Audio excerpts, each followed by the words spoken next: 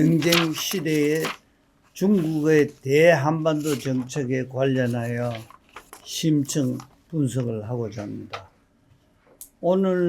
특히 오늘 주제와 관련하여 첫째, 중국의 대한반도 정책의 지속성과 변화에 대해서 심층 분석을 할 것이며, 둘째, 현 윤석열 정부의 대북 정책의 문제점은 무엇이며, 만약 문제점이 있다고 한다면 그 문제점이 무엇이며, 그 다음 한중 관계의 변화와 전망에 관해서도 분석하려고 합니다. 그러면 주제 발표자 이희옥 교수님의 발표를 듣기로 하겠습니다. 이 교수님 부탁드립니다. 네, 한반도 미래전략연구원 제48회 정책 포럼에 초청해 주셔서 감사합니다. 저는 곽태환 선생님께서 여러 차례 이 모임에 초청을 하셨는데 제대로 응하지를 못했습니다. 그래서 오늘은 너무 일찍 연락도 주시고, 그래서 제가 좀 몸이 불편해서 좀 앉아서 이렇게 말씀을 드리도록 하겠습니다. 제가 오늘 강의 주제는 미중 관계의 전환과 중국의 대한반도 정책의 지속과 변화입니다. 우선 지금이 미국 대선을 이제 코앞에 두고 있는데요. 미국의 공화당과 민주당을 막론하고 차이나 베스팅에 대한, 중국 때리기에 대한 것은 넓은 합의를 가지고 있는 것 같습니다. 그러니까 이 선거 과정을 이렇게 자세히 관찰해 보면 상대적으로 과거에 비해서 차이나 이슈가 이렇게 잠복된 상태로 놓여 있고, 경제 이슈라든지 뭐 이민 이슈라든지 이러한 이슈들이 훨씬 더 큰 대선의 어젠다로 되고 있는 것 같습니다.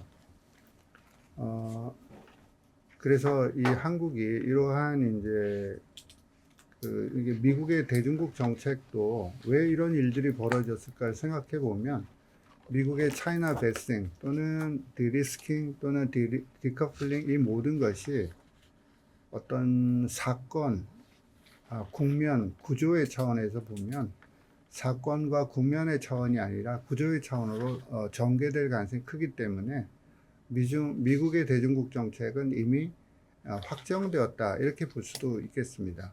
말하자면 미국의 대중국 정책들이 매우 구조화된 상태로 중국에 대한 압박 전략을 더욱더 강화할 가능성이 높다, 이렇게 볼 수가 있겠습니다. 이 미국 외교가 왜 그러면 이제 이러한 이제 차이나 베스팅 또는 중국에 대한 견제와 압박 전략들을 구조적으로 지속할 수밖에 없을까, 이렇게 생각해 보면, 미국이 상대적으로 패권이 흔들리고 있는 것이죠. 그러니까 미국의 리버럴 인터내셔널 오더를 효과적으로 지키기가 굉장히 어렵고, 글로벌 리더십도 약화되는 그런 상황을 반영하고 있는 것 같습니다. 그래서 미국의 패권을, 그러나 미국이 이렇게 약화되거나 흔들리고는 있지만 미국의 패권을 유지하려고 하는 목표는 앞으로도 지속적으로 추진될 가능성이 있다고 생각합니다. 바이든 행정부와 트럼프 행정부 또는 해리스 행정부를 막론하고 이러한 목표들은 대체적으로 관철될 것으로 보이는데요.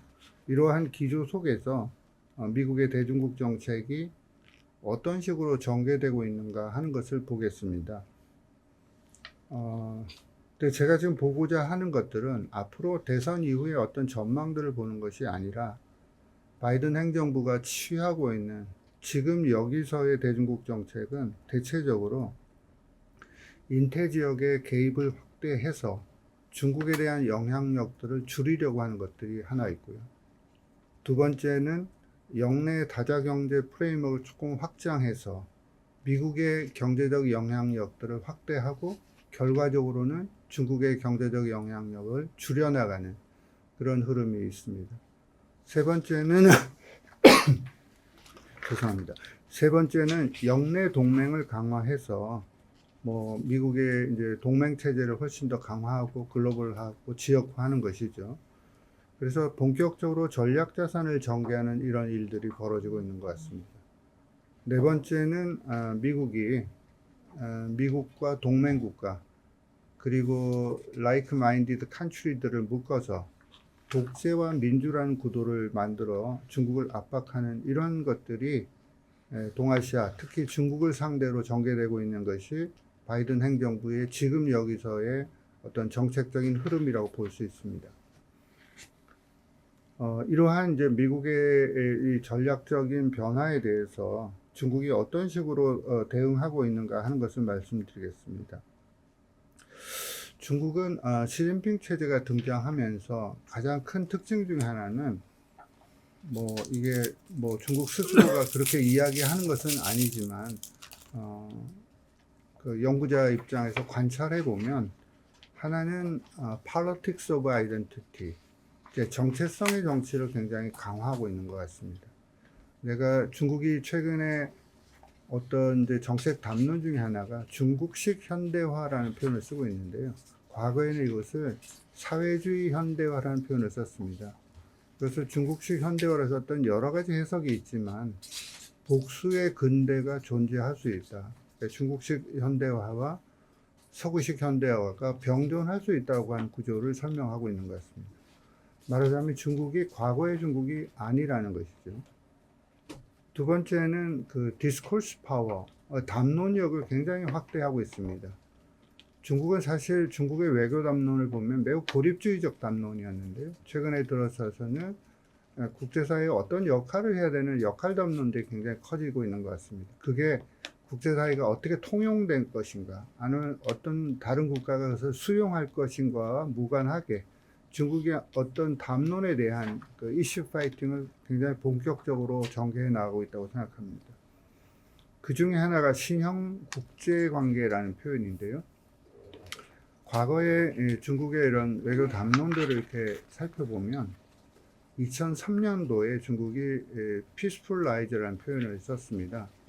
근데 그 담론이 딱 1년 만에 peaceful development로 바꾸고 소진했습니다. 물론 이제 학계에서는 평화적 부상이라는 표현을 쓰고는 있지만 공식 담론에서는 평화적 부상이라는 말을 쓰지 않죠. 그게 굉장히 이례적인 현상이라고 볼 수 있습니다. 그것은 아마 중국이 외부로부터는 중국 위협론을 의식하면서 담론을 바꾼 것으로 보이는데 중국은 설명을 안 하니까요. 저희가 이제 해석할 수밖에 없은 것 같습니다. 신형 대국 관계를 신형 국제 질서로 바꾼 것도 지금 한 4년 정도 소비하고 지금 끝나가고 있는 것 같거든요. 신형 대국 관계라는 여러 해석이 있지만 하나는 내가 스스로를 강대국으로 인식하고 이 강대국으로서의 외교를 한다고 하는 개념이 하나 있고요. 또 하나는 강대국과의 외교를 하는 거죠. 그러니까 with great power가 있고, 하나는 내가 강대국으로서 아이덴티티를 가지고 외교를 하겠다고 하는 이 담론이 굉장히 새로운 담론이었고 미중 관계에서도 굉장히 부각되었는데요. 근데 이것이 한 4년 정도 소비된 상태에서 신형 국제질서라는 표현을 쓰기 시작합니다. 이것은 중국이 국제질서의 어떤 큰 질서를 그리는 힘, 이를테면 매핑 파워를 강조하는 그런 이제 흐름으로 나타나고 있다고 볼 수 있습니다. 이거 요컨대 얘기해보면 일종의 다극화 질서 또는 그 패권의 분산, 이런 것과 관련이 있는 것 같습니다. 그런데 중국이 이런 정체성의 정치와 담론력을 강화하면서도 불구하고 실제로 이것을 추진할 수 있는 드라이빙 포스가 있느냐 하는 문제는 다른 문제 같습니다. 중국은 여전히 종합국력이 굉장히 한계를 가지고 있습니다. 중국 스스로가 G2라는 표현을 사용하는데 매우 주저하고 있죠. 아마 공식 담론에서 중국이 G2라는 표현을 한 번도 사용하지 않은 것 같습니다. 그래서 이 종합국력의 한계 때문에 중국이 지금 하고 있는 외교 전략은 외부로부터 오는 힘을 약화시키는 일종의 블룬트하는 것이죠. 두 번째는 그렇지만 중국의 어떤 힘을 바탕으로 약하지만 아직도 성장해가는 포텐셜을 바탕으로 해서 중국이 새로운 질서를 구축하는 빌드하는 것이 있고요. 이게 나중에 대체할 것인가 하는 토론에 대해서는 약간 토론의 여지가 있지만 미국에서는 중국이 블룬트하고 빌드하고 그 다음에 디스플레이스 할 거라고 이런 예측들이 많죠. 그게 아마 대표적인 학자가 지금 바이든 행정부의 중국 외교의 싱크탱크 역할을 하고 있는 러시 도시 같은 사람들이 그런 표현을 쓰고 있습니다. 이러한 이제 미국과 중국 간의 어떤 전략 경쟁의 구도 또는 질서 속에서 그러면 동아시아에서는 이 전략 경쟁이 어디에 집중해서 나타날 것인가를 보게 되면 적어도 동아시아 차원에서 보면 이 폴트 라인이 남중국해, 대만, 한반도에서 나타날 가능성이 크다고 생각이 되는데 그 중에서 우리가 주목하고 있는 것은 바로 오늘 한반도의 폴트 라인이라고 볼 수 있습니다. 제가 이 발제문을 쓰고 나서 그 상태에서도 지금 한반도 정세가 많이 바뀌었습니다. 북한의 러시아 파병 이런 문제도 있었고요. 그래서 너무나 한반도가 굉장히 격변하고 있어서 쉽게 예측이 어려운 그런 이제 불확실성이 지금 나타나고 있는데요. 어쨌든 이 한반도에서 북한의 어떤 행태의 변화, 국가 행동, 양식의 변화가 있고요. 북한과 중국이 미묘한 어떤 균열의 흐름들이 있고요. 또 북러 간의 협력의 분위기가 있고 남북 관계는 교착돼 있고 미국도 이 선거 국면에서 북한 문제나 한반도 문제가 외교 정책의 테이블에 올라와 있지 않는 상태에서의 이런 양상이 전개되고 있습니다. 그래서 우리가 흔히 이제 최근에 중국의 픽 차이나를 설명하면서 했던 논의 중에 하나가 데인저 존, 위험지대 이론이라는 게 있는데요. 이 위험지대 이론이라고 하는 것은 기회의 창이 닫히기 전에 그리고 취약성의 창이 열리기 전에 마지막 남아있는 힘을 가지고 국제사회에서 매우 오펜시브한 정책을 쓸 가능성이 있다. 그게 1차 대전과 2차 대전의 역사적 경험을 설명하기도 하는데요. 그래서 이 북한이 더 이상 기회의 창이 닫히기 전에 지금 가지고 있는 어떤 잠재력을 가지고 취약성의 창이 열리기 전에 도발할 가능성, 그리고 북한이 이런 현상을 변경할 가능성, 그렇게 보면 한반도 상황이 지금 전쟁이 난다고 해도 어색하지 않을 정도로 굉장히 위험한 국면에 놓여 있다, 이렇게 볼 수는 있겠습니다. 두 번째 파트는 미중 전략 경쟁이 어떻게 구조화되고 있는 것에 대해서 좀 말씀을 드리겠습니다. 제가 어떤 논문을 쓰면서 제가 이런 표현을 썼는데, 저도 사실 이 논문, 이렇게 글을 쓰면서도 자신은 없었습니다. 이 키신저 질서라는 표현을 제가 쓴 적이 있는데요.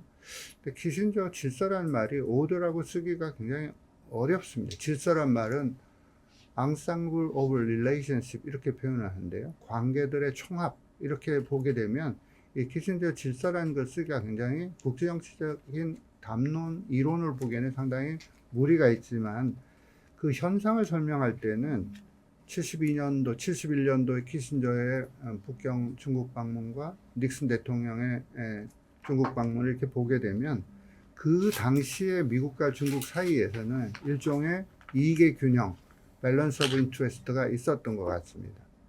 말하자면 중국이 미국의 동아시아에 있어서 여러 가지의 영향력의 확대를 인정하고 미국도 중국이 어떤 개혁개방의 길로 나올 수 있는 이런 환경들을 만들어주는 그런 것에 대한 넓은 합의 구조가 있었던 것 같습니다.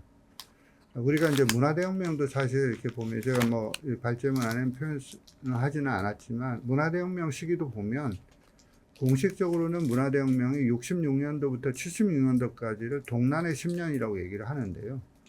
중국의 경제를 이렇게 경제 통계들을 잘 살펴보게 되면 한 72년도, 71년도부터는 중국 경제가 좋아지기 시작합니다.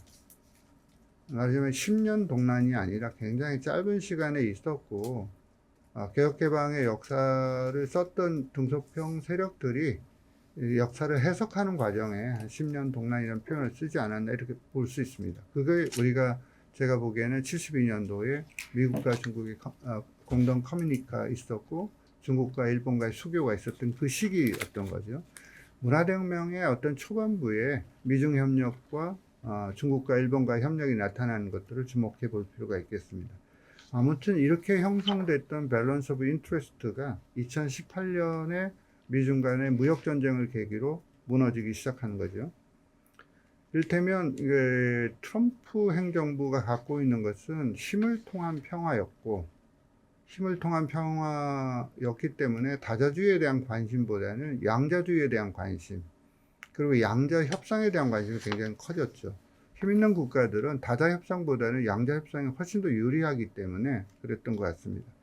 그래서 글로벌 밸류 체인들을 약화시키면서, 글로벌 밸류 체인은 아시다시피 효율 극대화 전략이거든요.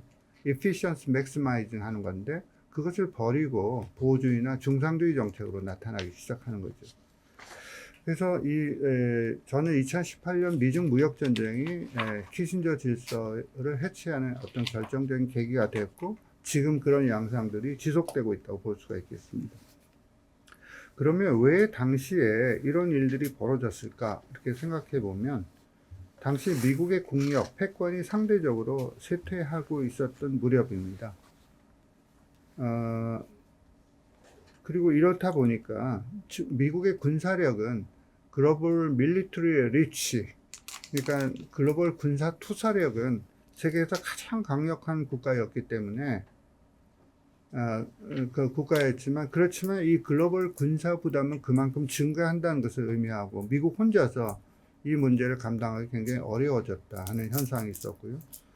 두 번째는 경제적 경쟁력의 위기에 빠지게 됩니다. 미국이 뭐 표현을 이렇게 쓰기도 합니다. 미국이 항상적으로 최종 채권자가 됐는데요. 문제가 있으면 해결해주는 그런 역할을 해왔는데, 지금은 사실 미국의 어떤 평가를 최대 소액주주라는 평가를 쓰고 있습니다. 말하자면 이 경제적 경쟁력이, 미국 경제에 대한 경쟁력의 위기가 나타나기 시작했다 하는 것이고요. 그럼 미국에서 우려하고 있는 것이 혁신에 대한 통념이 변화하고 있습니다. 그러니까 지금 중국도 이 반도체 사다리를 걷어찼는데도 불구하고 중국의 혁신이 미국이 생각하는 것처럼 반도체 사다리를 걷어찬다고 해서 중국의 혁신이 현저한 위기에 빠져 있는가 하는 문제에 대해서는 여러 가지 토론이 필요합니다. 말하자면 이제 그 어떤 경제력의 위기가 있고요. 세 번째는 국제기구의 영향력들이 미국이 약화되기 시작합니다. 상대적으로 중국이 다양한 국제기구에 진출하면서 글로벌 영향력 또는 소프트 파워를 강화하기 시작합니다. 물론 중국의 리더십은 있지만 팔로십은 없죠. 그러니까 중국이 이러한 국제기구에 대해서 영향력을 확대해 나가긴 하지만, 많은 국가들이 중국의 영향력 확대를 달가워하지 않거나 또는 그 팔로십, 따라갈 준비를 하고 있지 않은 것은 사실이긴 하지만, 글로벌 전체의 어떤 국제기구의 영향력을 보게 되면 미국과 중국 간의 어떤 힘의 변화가 보이기 시작했다, 이렇게 볼 수가 있겠습니다.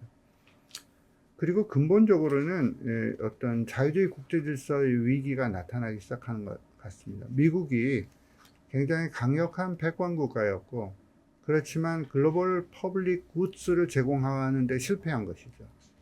우리가 국제정치 경제학자인 킨들버그라는 사람이 있는데, 이 킨들버그 함정, 킨들버그스 트랩이라는 표현을 쓰기도 하는데요. 이게 미국과 중국 모두 이게 글로벌 퍼블릭 굿에 대한 관심이 없고 굉장히 자기를 보호하는 쪽으로 전개되고 있는 그런 양상들이 2018년부터 지금까지 지속적으로 나타나고 있는 현상이다, 이렇게 생각을 하고 있는 것 같습니다. 이런 상태에서 중국이 선택할 수 있는 것은 미국에 맞서는 것들이 굉장히 어렵죠. 강대강 국면으로 가기가 굉장히 어렵기 때문에 중국은 불가피하게 강요된 자리파를 선택할 수밖에 없습니다. 이 표현도 제가 쓴 표현이긴 한데요.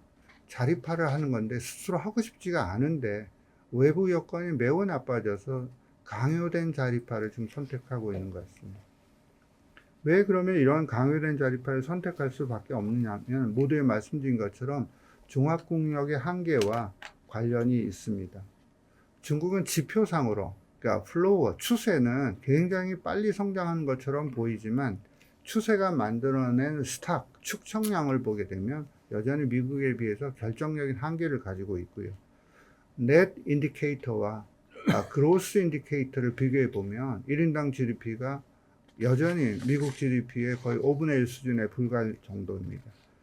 그러니까 총 GDP는 굉장히 크지만 순 GDP가 굉장히 약하고, 그리고 투입 능력에 대비해서 아웃풋 커패빌리티, 산출 능력은 굉장히 떨어져 있습니다. 그래서 우리가 중국을 보는 착시 현상 중에 하나가 패스트 그로스, 빠르게 성장하고 있지만 이 중국이 퀄리티 디벨롭먼트는 아니라는 것이죠.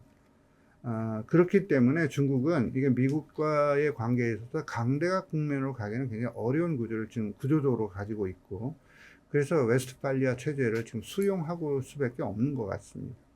이 웨스트팔리아 체제를 수용해 나가면서 중국이 뭐 신무 원려를 한다고 할까요? 뭐 그런 현상을 갖고 있어서, 그래서 지금 개발도상국의 대국이라고 얘기하면서도 또 한편으로는 강대국 지향을 가지고 있는, 이를테면 이중 정체성을 갖고 있는 국가 행동 양식이 나타난다, 이렇게 볼 수가 있겠습니다. 그렇다 보니까 중국에서는 이 정책 서클에서 어떤 정책을 쓸 것인가는 여러 가지 토론이 벌어지고 있는데요. 그러니까 이제 정부 내의 토론은 아닌 것 같고요. 학자들의 토론을 좀 정리해 보면 신중론이 있습니다. 그러니까 중국의 힘이 굉장히 약하기 때문에 미래를 기약해 나가면서 로우 프로파일로 가야 된다 하는 것이고요. 두 번째는 준비론이 있습니다. 지금 성숙하지 않아서 많은 미래를 위해서 준비가 필요하다고 하는 것이고요. 미국의 대응에 대해서 일희일비할 필요가 없다는 그런 흐름들이 있습니다. 성찰론이라고 하는 것은 중국이 이렇게 미국에 대해서 굉장히 이런 압박을 가하고 여러 가지 중국에 대한 규제가 나타나고 있음에도 불구하고 중국을 동정하는 국가가 아무것도 없다고 하는 것은 여태까지 중국 외교의 실패가 아닌가, 그런 의미에서 성찰과 반성이 필요하다는 흐름들이 일부 있습니다. 아마 우리 언론에도 일부 소개가 됐는데 국방대학의 어떤 교수님들, 이 그룹들의 그런 얘기가 있었습니다. 그리고 대응론이 있습니다. 지금 과거의 중국이 아니기 때문에 미국과 중국 사이에 맞대응을 할 필요가 있다. 그래서 이게 강력하게 어프로치를 해야 된다, 이 그룹들이 있지만, 학계에서의 이런 논의와는 상관없이 중국 정부가 갖고 있는 스탠스는 제가 개인적으로 판단하기에는 신중론과 준비론에 더 가까이 있다고 생각합니다. 그래야지 나중에 이렇게 한반도 정책을 설명하는데도 정합성을 갖게 되는 거라고 생각이 듭니다. 그래서 정책은 수능과 적응과 대응 전략이라는 것이 있을 수 있는데, 수능은 미국이 요구하는 대로 받아주는 겁니다. 이 어커모데이션 하는 것은 예를 들면 쇼핑 리스트를 조금 만들어 오라, 그럼 만들어줄 생각이 있는 거죠. 중국의 지도자들이 미국을 갈 때 비행기를 사준다든지, 뭐 엄청난 IT 산업에 대한 투자를 한다든지, 뭐 고용을 창출할 수 있는 제조업의 역량을 강화시켜 준다든지 하는 형태의 쇼핑 리스트를 만들 준비는 하고 있는 것 같고요. 두 번째는 이런 어댑테이션 하는 것 같습니다. 적응하는 것인데요.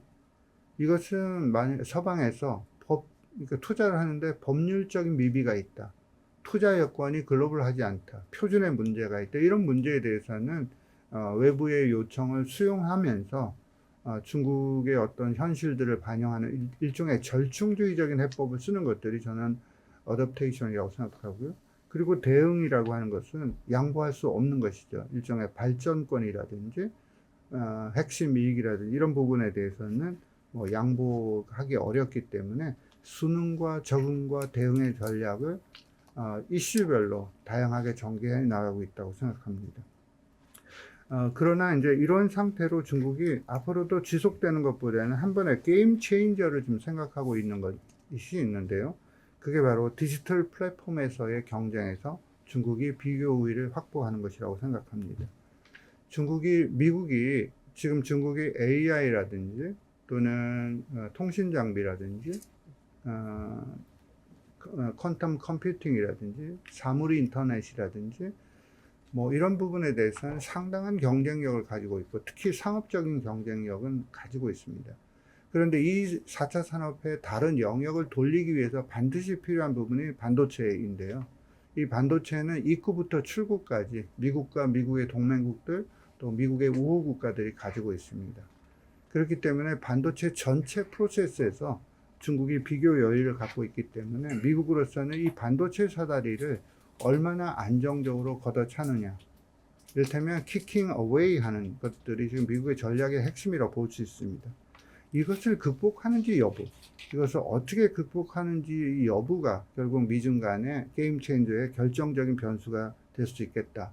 중국은 강요된 자립화 속에서 선택한 것은 총동원 체제를 만들었습니다. 이 총동원 체제가 중국어로는 신형 거국 체제라고 하는 것인데, 우리가 보통 권위주의 국가들이 총력 체제, 동원 체제를 만들 때 하는 방식이라고 생각을 합니다. 이런 과정에서 이제 앞으로 이 세계 질서를 해석하는 논쟁들이 벌어지는 것들이 저는 신냉전론이라고 생각을 합니다. 신냉전 논의는 여러 가지 해석이 너무 많아서요. 국내에서도 냉전이 오고 있는지 하는 여부에 대한 많은 토론이 있지만 그 토론에 대해서 제가 아규먼트 할 생각은 없고요. 미국에서 나오는 냉전의 논의는 영어로 표현하기에는 A New Cold War라는 표현을 쓰는 학자가 있고요. The New Cold War라는 표현을 쓰는 학자가 있고요. Cold Wars라는 표현을 하는 학자가 있습니다. A New Cold Wars라고 하는 것들은 냉전의 또 양상이 나타나는 것 같고요. The New Cold War라고 쓰는 것은 과거 냉전의 재현을 설명하는 것 같고, 최근에 이제 나온 책 중에 하나가 이제 Cold Wars죠. 이것은 미중 간의 경쟁일 뿐 아니라 미소 간의 경쟁들도 여전히 작동하고 있고, 이 복합 냉전의 성격들을 가지고 있는 것 같습니다. 그런데 우리 사회에서 이 소비되고 있는 냉전 논의는 신냉전이 더 뉴 콜드가 소비되고 있는 것 같습니다. 근데 저는 거기에 대해서는 약간 비판적 견해를 가지고 있습니다. 말하자면 구냉전은 완전히 절연된, 아이솔레이션 된 이데올로기 체제죠. 적대적 이데올로기 체제가 있었고요. 그 다음에 적을 가상한 군사 동맹 체제가 있었고, 그 다음에 그 진영별로 경제를 돌리는 일종의 경제 블록화 현상이 생겼습니다. 그런 것들이 있었다면 지금 그러면 그런 것들이 재현될 수 있느냐 하는 것에 대해서는 조금 다른 해석이 필요한 것 같습니다. 말하자면 중국이 이데올로기를 수출하는 것 같지는 않습니다. 왜냐하면 소비하는 국가가 없기 때문에 그렇습니다. 그리고 중국은 공식적으로는 해석의 여지는 있지만 디팍토 이게 사실상의 동맹이 아니냐는 논쟁이 있지만 어쨌든 중국이 공식적으로는 비동맹 체제를 유지를 하고 있고 동맹에 대해서 비판적 견해를 가지고 있습니다. 세 번째는 경제는 자유주의 경제 질서 속에서만 중국이 서바이브를 할 수 있습니다. 중국이 2001년도에 WTO에 가입한 것은 사회주의 국가가 자본주의 국제 경제 질서에 스스로 걸어들어간 사건인데요. 이러한 질서를 지금 단기간에 변경할 가능성 굉장히 없어 보입니다. 그래서 과거 구냉전과 같은 신냉전의 이런 변수들이 그대로 재현되기는 굉장히 어려운 상태라고 이제 볼 수가 있겠습니다. 특히 이 아이솔레이션, 절연의 한계라고 하는 것은 중국의 시장이 생각보다 굉장히 중국 경제 요새 어렵다고 하는데요. 그럼에도 불구하고 중국이 세계에서 가장 강력한 시장, 소비 시장을 가지고 있고 유럽이 망설임이 있습니다. 유럽의 망설임이라는 것들은 그러니까 펜스 시터 어떻게 표현해야 될지 모르겠지만 유럽들이 그러니까 말하는 게 굉장히 눈치를 보고 있는 것 같습니다. 미국의 어떤 펜스 시트에 앉아갖고 어떻게 전개될 것인가 하는 것들 보고 있는 거죠. 그러니까 진영을 선택하기 굉장히 어려운 것 같습니다. 그리고 미국이 결정적으로는 중국에 대한 디커플링 또는 디리스킹 이후에 어떤 미래의 질서를 그릴 것인가 하는 비전을 한 번도 제시할 수가 없습니다. 그러니까 미국에 대한 디커플링 이후에 엔드 스테이트가 뭐냐 이렇게 물어보면 미국에 답이 없습니다. 이런 것들 때문에 신냉전이 과거의 냉전과는 굉장히 다른 형태로 전개될 위험이 있다 하는 것입니다. 이러한 이제 큰 틀에서 한반도 정책으로 조금 넘어가서 중국과 한반도 문제를 좀 다뤄보겠습니다. 한반도 정책, 중국의 한반도 정책을 보게 되면 크게 보면은 동맹을 만드는 것, alliance making과 동맹을 깨는 것, alliance breaking 이렇게 작동하고 있는 것 같습니다. 근데 저는 중국의 이제 한반도 정책 또는 제가 표현을 리밸런싱, China's rebalancing, toward Korean Peninsula 이렇게 쓸 수가 있는데요. 그러니까 그냥 현상을 한번 그러니까 그려보면 이런 게 있습니다. 북중 관계가 이완되어서 중국의 전략적 부담이 늘어나는데 이게 한중 관계 발전으로 나타나지는 않을 거라고 하는 그런 것이 하나 있고요. 두 번째는 한중 관계가 악화된다고 해서 북중 관계가 발전되는 것도 아닌 것 같습니다. 세 번째는 핵과 통일에 있어서 한중 간의 정책의 유사성이 있죠. 공식적으로는. 한국과 중국 모두 뭐 비핵화 문제에 대한 입장이라든지 한반도 통일에 대한 입장을 갖고 있지만, 그러나 이 핵과 통일에 대해서 구체적 이 문제가 한중 관계를 진전시키기는 굉장히 어렵다는 것이고요. 한중 관계가 교착되더라도, 한중 관계가 나빠진다 하더라도 중국이 한중 관계가 나빠진다고 해서 비핵화 문제에 대해서 입장을 바꿀 가능성은 커 보이지는 않는 것 같습니다. 그리고 한미일 대 북중러의 구도가 나타나고는 있지만 중국은 이 진영 대립을 비판하고 있습니다. 그렇지만 북중 관계와 중국과 러시아 관계, 양자 관계라고 하는 것들은 일정한 수준에서 유지하려고 하는 동력이 있는 것 같습니다. 이런 것이 제가 생각하는 한반도 재균형이 나타나는 양상이라고 볼 수 있습니다. 이런 양상 속에서 중국의 한반도의 원칙이 있습니다. 여러분 잘 아시다시피 정책 목표로서 한반도 평화 안정이 있고요. 정책 수단으로서 한반도 비핵화가 있고, 이 방법론으로서 대화 협상을 통한 해결이 있습니다. 그리고 좀 중국이 이런 구체적인 정책 수단을 만드는 것이 뭐 쌍종단과 쌍계 병행인데요. 이것은 북한과 미국의 안을 절충시킨 것이죠. 뭐 북한이 핵과 미사일 도발을 중지하는 것과 대규모 군사훈련을 중지하는 것들은 절충이고요. 한반도 비핵화와 평화체제를 동시에 돌린다고 하는 듀얼 트랙이라고 하는 것들도 북한이 선평화체제 후 비핵화, 미국의 선비핵화 후 평화체제를 절충한 것이 바로 쌍계 병행이라고 볼 수 있습니다. 중국이 어렵게 만들어냈는데요. 이것이 거의 소진돼 버렸습니다. 그리고 2018년 하노이 정상회담 실패 이후에 중국이 강조하고 있는 것이 정치적 방안이라는 개념입니다. 이건 제가 최근 논문을 하나 써서 발표를 했는데, Political Settlement가 갖고 있는 의미입니다. 영어로는 Political Solution이라는 표현을 쓰지 않고요. 제가 나중에 선생님께 한번 여쭤봐야 되는데 왜 이 Settlement라는 표현을 썼는지가 좀 궁금하긴 한데요. 어쨌든 지금 중국이 한반도 3원칙 플러스로 항상 강조하는 것이, 예외 없이 강조하는 것이 Political Settlement입니다. 이 말은 2018년 이후에 하노이 회담 실패 이후에 북한이 그 당시에 일시적으로 핵과 미사일 실험을 중단했습니다. 그러니까 뭐 의도적으로 중단했든지 아니면 상황이 여건이 그렇지 않아서 중단하고 있을 때 미국이 아무 역할을 하지 않고 사실상 전략적 인내 정책을 취했습니다. 그래서 상황이 더욱더 악화되었다고 본 것이 중국이 갖고 있는 생각입니다. 그래서 미국이 대화에 나서야 된다는 개념이 Political Settlement에 포함되어 있고, 일종의 미국에 대한 블레임 게임이라고 볼 수 있습니다. 두 번째는 중국이 안보리 결의안의 핵심적인 내용이 제재에 있는 것이 아니라 대화를 병행하려고 하는 것이다 하는 해석들을 하고 있습니다. 제재가 만능의 열쇠가 아니라는 표현인 거죠. 세 번째는 중국이 충분한 역할들을 해왔다, 한반도에서. 이제는 한국과 미국이 나서야 한다는 그 개념이 저는 Political Settlement에 포함되어 있어서 지금까지 사용하고 있다고 생각합니다. 이번 한일중 정상회담이 5월에 열렸죠. 그때 그 공동성명 안의 내용에서도 중국은 기존의 한반도 비핵화에 대한 중국의 입장을 다시 한번 천명했다, 이런 표현을 썼습니다. 입장을 바꾸지는 않았습니다. 그렇지만 거기에 정치적 방안, Political Settlement를 병기했습니다. 아마 중국이 강력하게 요구했던 것으로 볼 수 있습니다. 이런 상태에서 한중 간에는 중국 역할론 논쟁이 나타나기 시작합니다. 한국은 중국이 영향력을 행사해서 북한의 비핵화에 대해서 노력해 달라고 하는 요구가 있고요. 북한의 이런 도발과 나쁜 행동에 대해서 안보리의 강력한 제재가 함께 있어야 된다고 하는 얘기가 한국 정부가 중국에 대한 역할 논쟁에서 주문하는 내용의 핵심적인 키워드인 것 같습니다. 영향력이 있으니까 행사하고 나쁜 행동에 대해서 처벌하라고 하는 것들이 우리 정부의 입장인 것 같고요. 중국은 이것은 남북관계가 먼저 풀려야 된다 하는 것이고요. 표본겸치라는 표현을 쓰죠.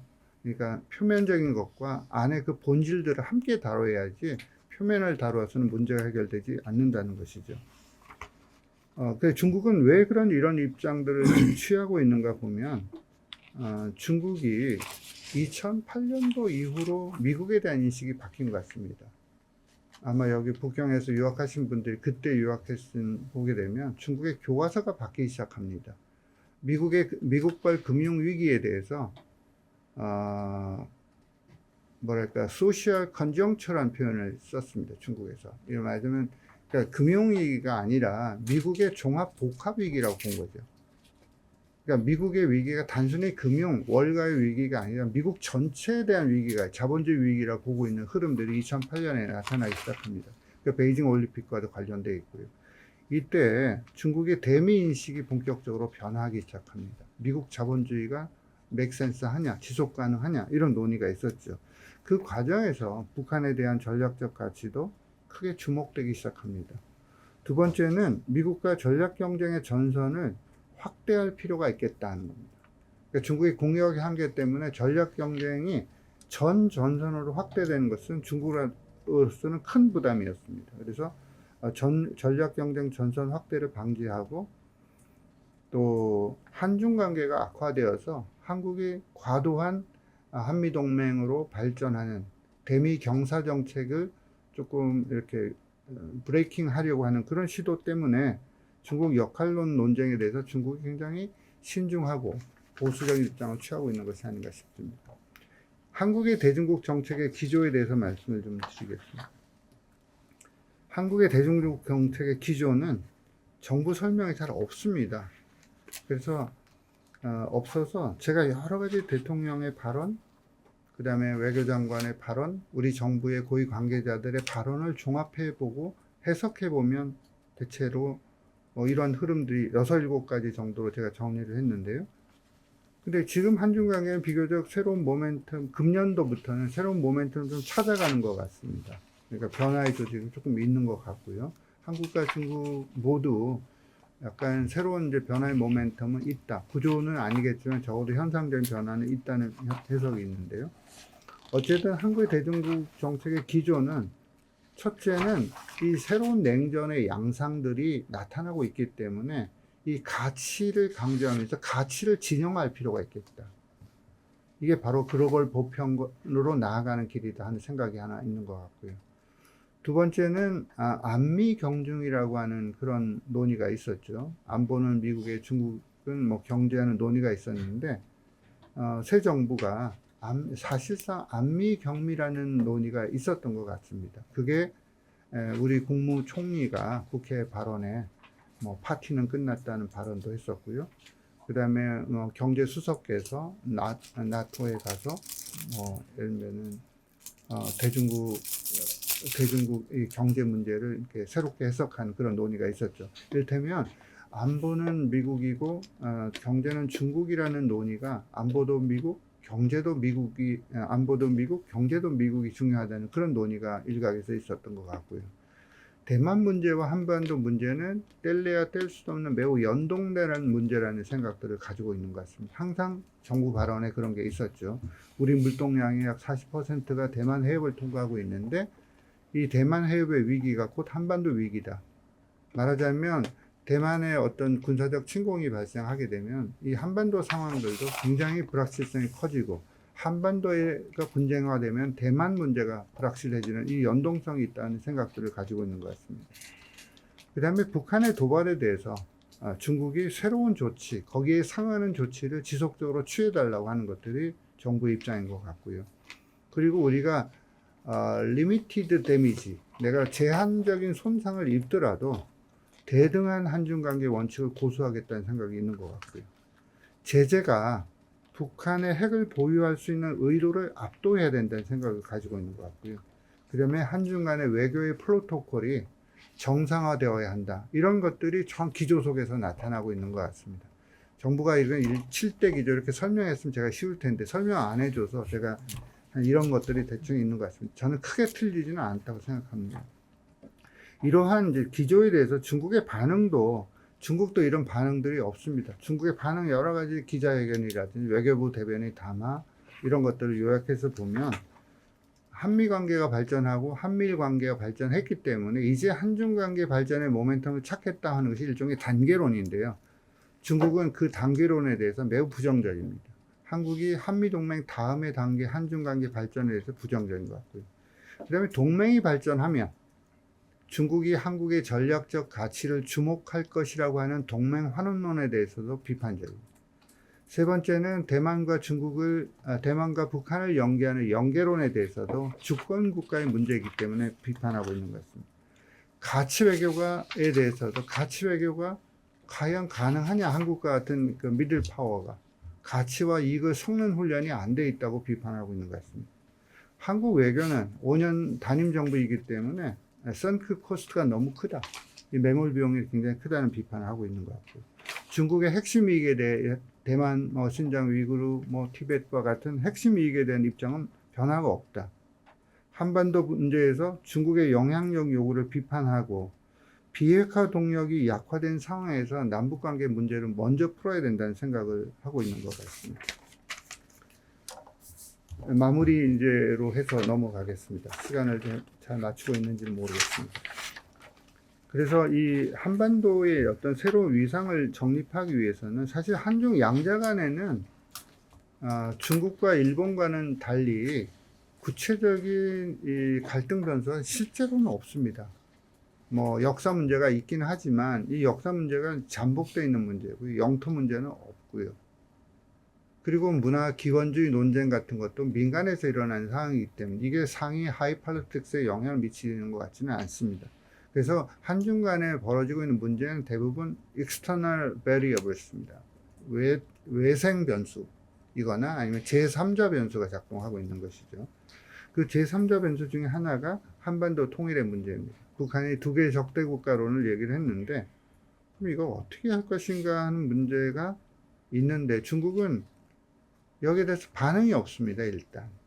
그래서 경의선 폭발을 하고 그때 중국 외교부 대변인이 이 표현을 썼습니다. 한반도의 평화와 안정 그리고 한반도의 정치적 해결 이 얘기를 했습니다. 비핵화 문제를 언급하지 않았습니다. 중국 외교에서 비핵화 문제가 언급되지 않기 시작한 것이 한 1년 반 정도 됐습니다. 언급 자체를 안 한 겁니다. 외교부 대변인에서 보통 통상을 하게 되면 경의선 폭발을 하게 되면 한반도의 평화 안정, 한반도 비핵화, 대화 협상을 통한 해결 이렇게 얘기를 합니다. 그렇지만 얼마 전에는 한반도의 평화 안정이 중요하고 한반도의 문제를 정치적으로 해결해야 된다는 딱 두 가지만 설명을 했습니다. 말하자면 이제 중국이 비핵화를 언급하지 않으면서 남북 관계에 대한 이런 변화에 대해서 굉장히 다른 스탠스를 취하고 있다는 걸 주목해 볼 필요가 있는 것 같고요. 한미 동맹에 대해서도 한미 동맹은 저는 현실적으로 중국이 수용하고 있는 것 같습니다. 한국이 스스로가 선택한 이 문제를 중국이 여기에 개입하기는 굉장히 어려운 구조가 있다는 것을 알고 있는 것 같습니다. 그렇지만 한미 동맹이 지역화에 대해서는 굉장히 관심이 강한 것 같습니다. 우리가 한미일 안보 협력 이런 표현을 쓰고 있는데요. 중국 분들이 한국에 오게 되면 굉장히 어디서 이상한 정보가 인풋됐는지 한미일 안보 협력을 한미일 안보 동맹으로 발전한다는 오해를 하고 있는 것 같습니다. 우리 정부가 그렇게 설명하고는 있지 않지만 중국이 갖고 있는 이 인식 구조가 동맹의 지역화 문제를 굉장히 우려하고 있는 부분이 있는 것 같고요. 그 다음에 북한과 북핵 문제에 대해서도 중국이 한반도 비핵화라는 입장을 가지고 있지만 비핵화를 언급하지 않으면서 비핵화에 대한 한중 협력의 동력이 소진되고 있는 문제. 그리고 사드와 같은 전략자산의 전개는 우리가 그냥 정상 배치를 했죠. 그렇지만 그 다음의 문제, INF, 중거리 핵전략을 탈퇴한 이후에 이 INF 같은 전략 무기를 어디에 어떻게 배치할 것인가에 대한 관심들이 있는 것 같습니다. 그 다음에 이제 상호 핵심 이익의 갈등들이 있고요. 그래서 이 평화의 이제 문제를 어떻게 우리가 해결했으면 좋을까 하는 문제가 있는데요. 저는 자신이 없습니다. 많은 토론자께서 이게 현실과 맞지 않는 얘기가 있는데 저는 답이 잘 없는 것 같습니다. 이게 보수적 진영이든 진보적 진영이든 둘 다 답이 없는 상태인 것 같습니다. 그래서 저는 그냥 연구자 입장에서 몇 가지 좀 아이디어랄까요? 그런 제가 할 수 있는 뭐 범위를 한번 스코프를 만드는 그런 것들 좀 말씀을 드리고 싶습니다. 한국이 중국에 대해서 어떻게 설명하냐, 우리 정부 입장을 이렇게 설명합니다. 이것도 설명하는 방식이 정리된 것이 없기 때문에 제가 한번 정리해 본 건데요. 한미 관계와 한일 관계와 한미일 관계가 미국의 요구에 의해서 그런 것이 아니라 우리 정부가 자주적으로 선택한 것이다. 이것이 하나가 대중 설득의 논리입니다. 두 번째는 미국과 일본, 유럽과는 다르게 한국의 인태 전략이 매우 포용적이고 건설적인 입장을 가지고, 실제로 우리나라의 인태 전략은 다른 어떤 국가보다도 굉장히 보수적으로 접근했습니다. 중국이라는 것들을 거의 언급하지 않았거든요. 세 번째는 한미 관계의 발전과 한중 협력이 충돌하지 않는다. 이 북한의 도발들이 높아지고 있기 때문에 생기는 문제이지 한미 관계와 한중 협력이 충돌하지 않는다. 그러니까 트레이드오프 관계가 아니라는 것이죠. 네 번째는 고위급 소통이 재개될 필요가 있다. 그래서 시진핑 주석이 한국에 먼저 방문했으면 좋겠다, 이런 얘기를 계속 하고 있는 것이죠.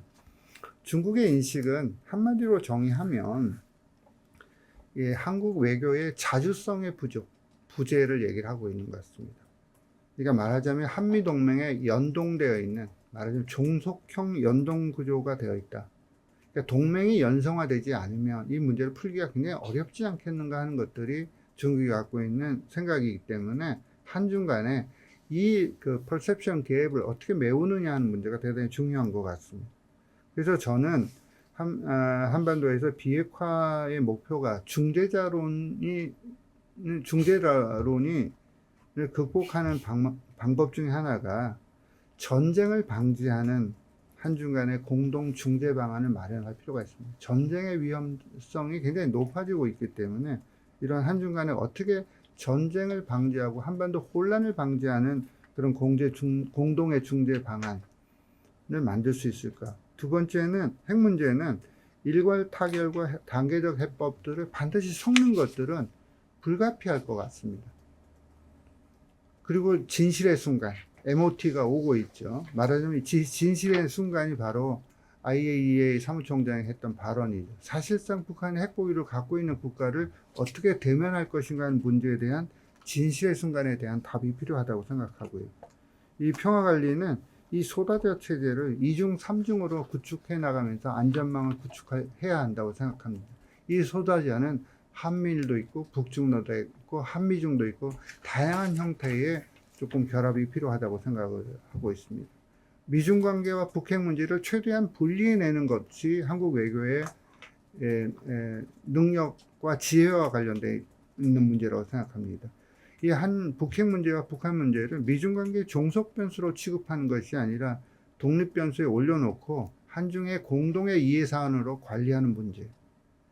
한미일 대 북중로 구도를 좀 탈피해서 하는 것입니다. 우리가 최근에 어떤 우리 언론의 좀 주류 정부의 견해를 좀 따르는 학계에서 북중로 구도에서 중국을 분리해내자, 그래서 한중 협력을 모색하자고 하는 논의가 일부 있는 것 같습니다. 그렇지만 저는 중국이 북중로 구도에서 중국을 분리해낼 수는 있지만 이게 한중 협력으로 가기에는 상당히 구조적인 한계가 있기 때문에 여기에 정책을 과도하게 투사하는 것들은 한중 관계에 대한 의미 있는 결과를 도출하기가 대단히 어렵지 않을까.